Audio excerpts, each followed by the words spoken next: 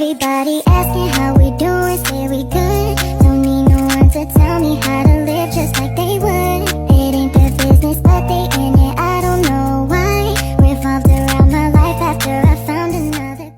Hello everyone, my name is Anita Mariska, MPM 22,411,036, Class Management 22A.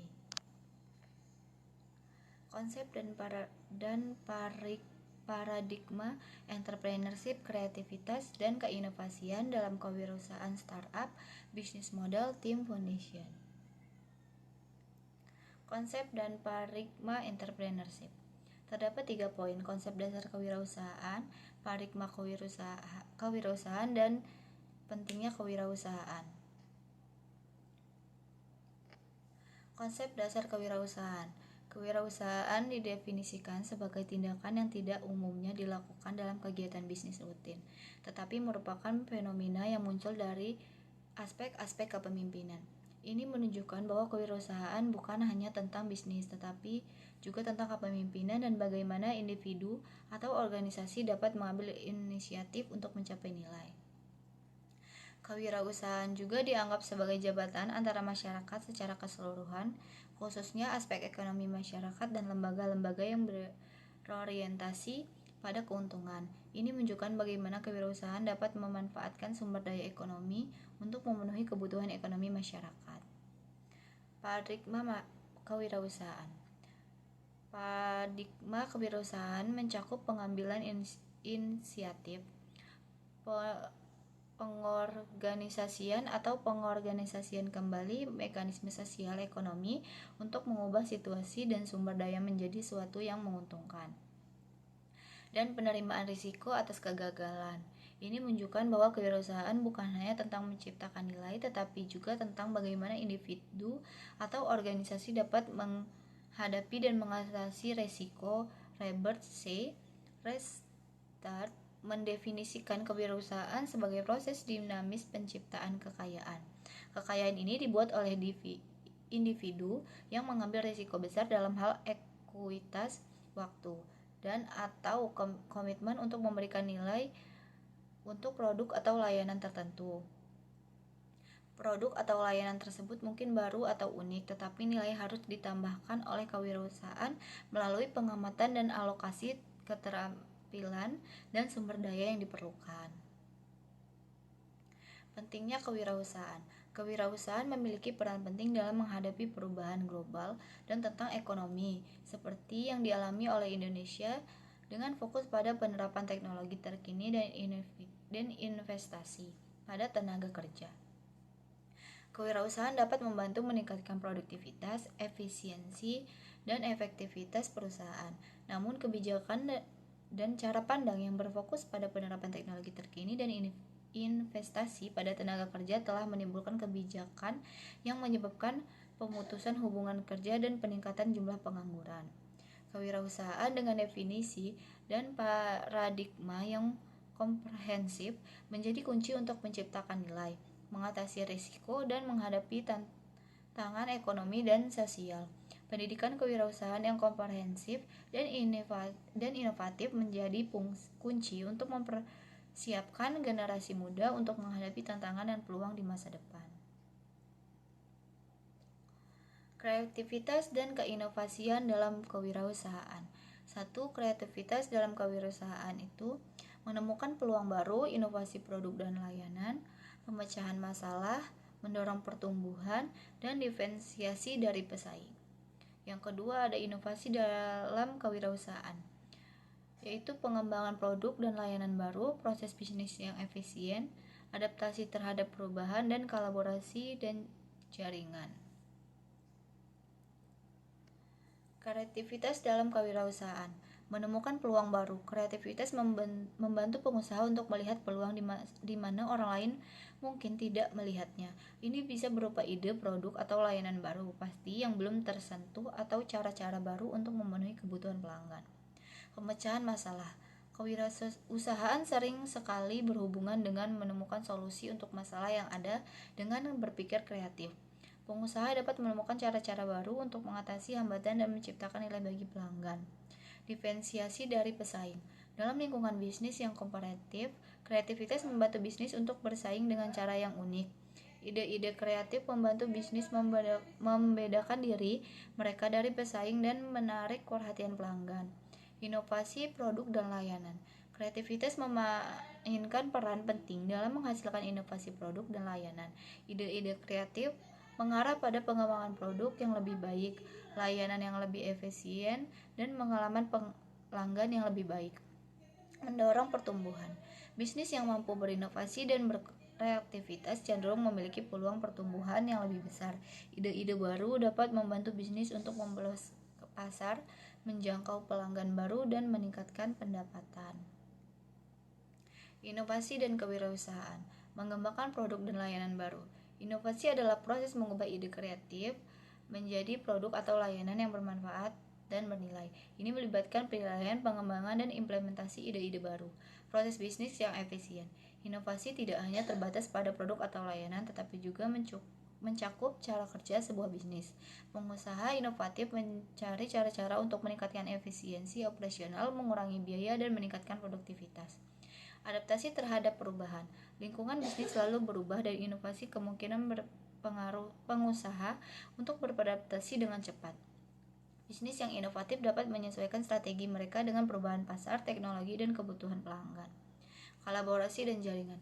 Inovasi juga dapat terjadi melalui kolaborasi dengan pihak eksternal, seperti mitra bisnis, universitas, atau pusat riset. Pengaksesan kebagian sumber ide dan pengetahuan membantu pengeluasan pandangan dan meningkatkan potensi inovasi.